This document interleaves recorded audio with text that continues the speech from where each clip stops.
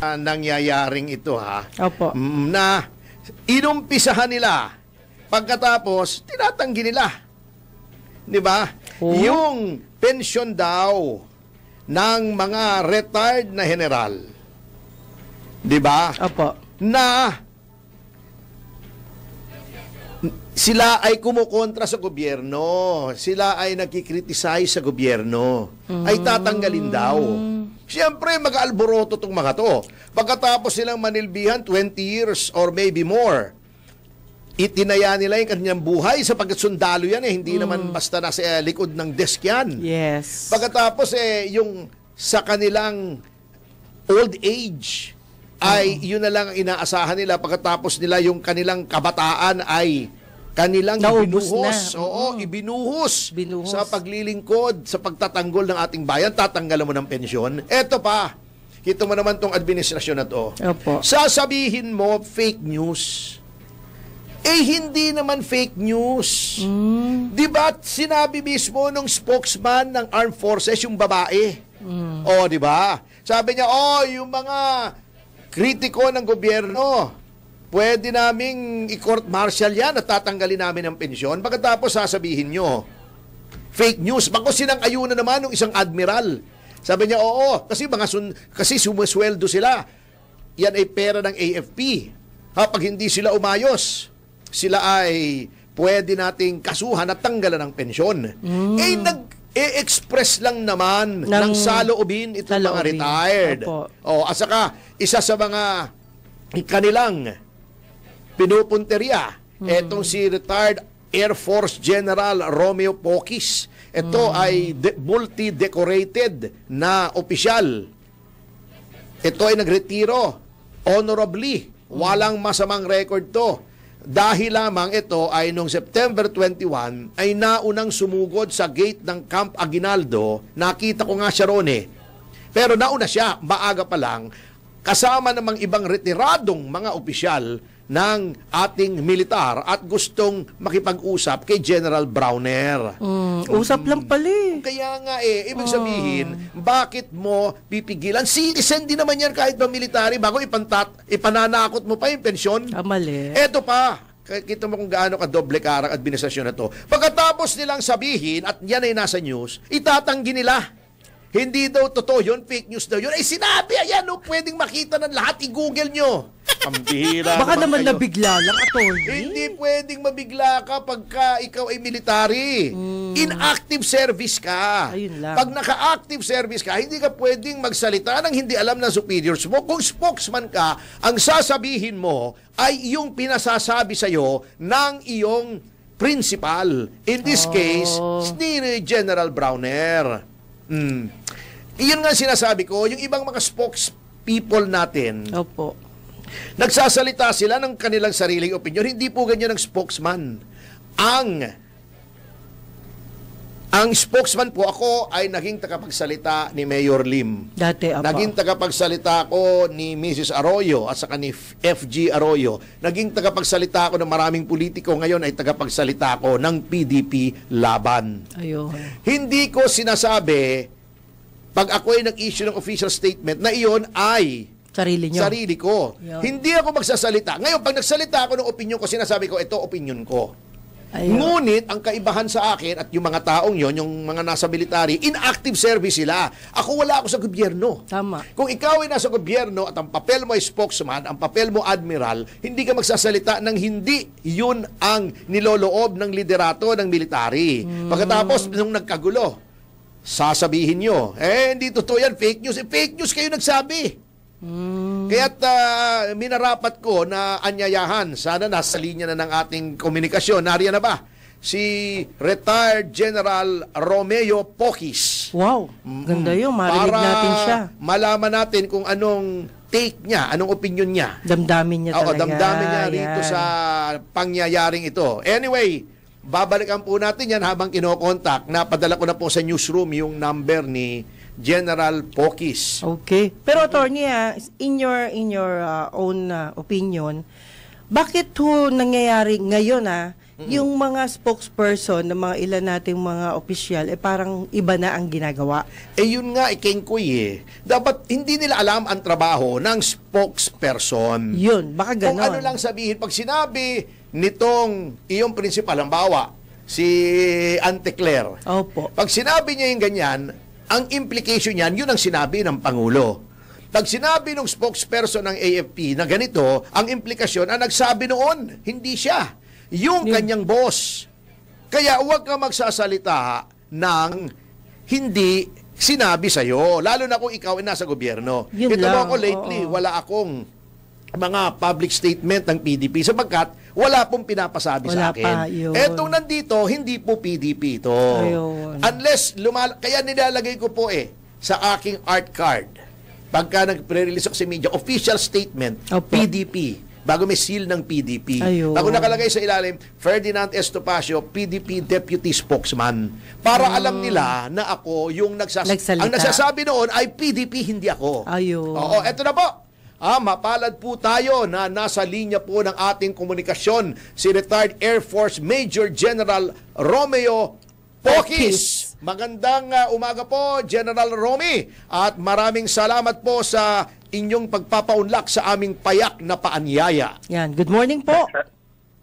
Magandang umaga, Attorney Ferdy at Juvie. Magandang umaga sa inyo. Yes. Sa lahat ng nanonood, nakikinig sa inyong programa. Ayan kita nyo naman, retirado na, matikas pa, ng boses pa lang. Oo, Ulam na. Pwedeng announcer yan. Oo naman. Yan. Anyway, General, pinag-uusapan nga po namin before you went on the line, yung duplicity nitong administrasyon na pagkatapos nilang manakot through the official spokesperson ng AFP na sinigundahan pa ng isang admiral na tatanggalin yung pensyon ng mga retired officials ng military na kritikal sa pamahalaan ay biglang nag-about face.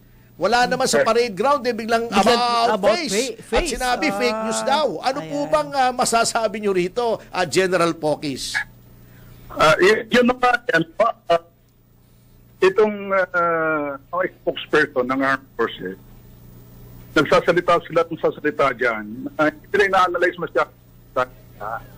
So, threat yun Threat yun kami. Definitely implied threat yun. It was not it was a non-too-subtle threat. Tama po yun. At klarong-klaro naman doon sa public press conference na ganun nga nangyari. Tapos naton, sinasabi nilang Binawi. Ganun. Nag-about face sila. About face. General, alam kong malawak ang network nyo among the retired military officials, lalong-lalo na yung mga flag officers.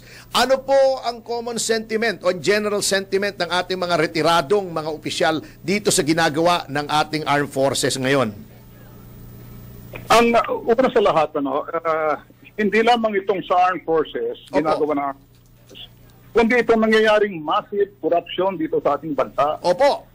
Kami mga retirado, mga opisyal man, o mga ordinaryong sundalo, awal, ay iisang damdamin namin. Talagang masama ito nangyayari ito sa ating bayan. Definitely po. Marami man kaming mga iba itong alliance namin, mga mediations, mga organizations, pero pare-pareho damdamin. Ito ay pinapahiwatig namin kasi hindi lang naman kami ang damdamin ng gano'n. Yung buong bayan, yung mga taong bayan na mismo nagsasabi, nagalit ng galit. Kaya ito yung aming ipinapahiwatig din sa mga kasama natin sa movement namin. General, napabalita na noong September 21 at nakita nga tayo roon sa may gate ng Camp Aguinaldo. Ngunit napabalita po na maaga daw po kayong pumunta roon together with other retired generals at you requested to see the Chief of Staff, si General Romeo Browner, yung inyong katukayo. At obvious naman na hindi po kayo napagbigyan. Tama po ba ito? Ganito, hindi napagbigyan. Nakipag-meeting kami kay General Browner noong September 20. Opo. Okay? Kasi maraming kumakalat na mga, kasama sa fake news yan disinformation, misinformation. Buti na klaro natin. Fake news, Itong UPI. Tapos, pumunta kami doon para i-clarify. Pakilala sa nila ano yung movement na ito ng People's Initiative. Kasi by non-political, non-partisan, non-violent, sa rule of law based ng no. So, yun nga, pinakilala namin. Tapos, andun lahat ng mga battle staff, lahat ng joint staff, andun, mga generals. Kasama na meeting na yon. So, klaro naman. Of course, alam naman natin ang position ng armed forces yan ay yung mandate nila based on the Constitution is to protect the people and the state. Yun ang protect of the people. Yun yun. So, sabi nila doon, sabi ni General Conner na nung ipinapahiwatig namin yung common sentiment, hindi lang ng mga mamamayan, kundi mga ordinaryong sundalo mismo. Sinasabi naman niya na hindi sila kipi, hindi sila bingi, hindi sila bulat. So, kung nararamdaman ng taong bayan, nararamdaman din. Yun lang. Sa inyong assessment bilang isang dating mataas na opisyal ng ating sandataang lakas, how restive are the members of the ordinary rank and file soldiers tungkol po sa nangyayaring corruption na ito?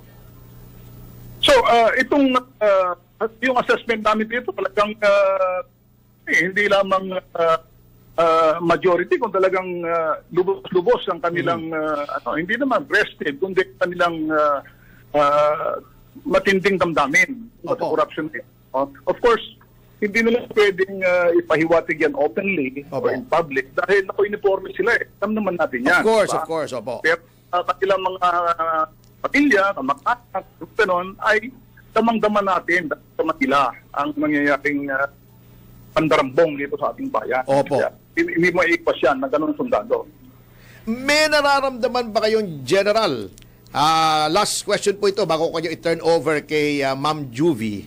May nararamdaman ba kayong parang groundswell na nangyari noong 1980s na nagkaroon ng Reform the Armed Forces Movement na pinangunahan ng ating kaibigang si Gringo Honasan? Meron ba kayong nararamdaman o may bulong-bulungan bang nangyayari po yan ngayon? May lumalabas na ganyan, pero itong question natin ngayon ay totally different noon. Dahil noon, 1986 particularly, ang nag-umpisa talaga doon ay yung mga sundalo, yung mga Reform the Armed Forces Movement. Okay? So it's created by the military. Dito ngayon, walang gano'n na initiation ng military. Ang nangyayari ngayon ay ipinapahiwatig ng mga taong bayan mismo kanilang hindi lang pagkadismaya kundi yung galit at tuot dito sa mga billion-billion, in fact trillion na ng mga corruption na ito nangyayari. So marami mga alikastas dyan, may ibang grupo. In fact, isa ako sa sinasabi nilang nag-udyok tao ng kudita. Wala kaming pinag-uusapan, wala kaming pinag-udyokan na mag-kudita o sino man. Wala yun. Tama po yung kami man sa PDP ay we are against any extra-constitutional regime change. At ang aming stand, any change must be made within the four corners of our Constitution. Tama po yun. Yun po yung aming non-political kami. Constitutional based kami. Ayaw namin violence. Yun ang naming nasabi sa mga membro namin. Tama po yun.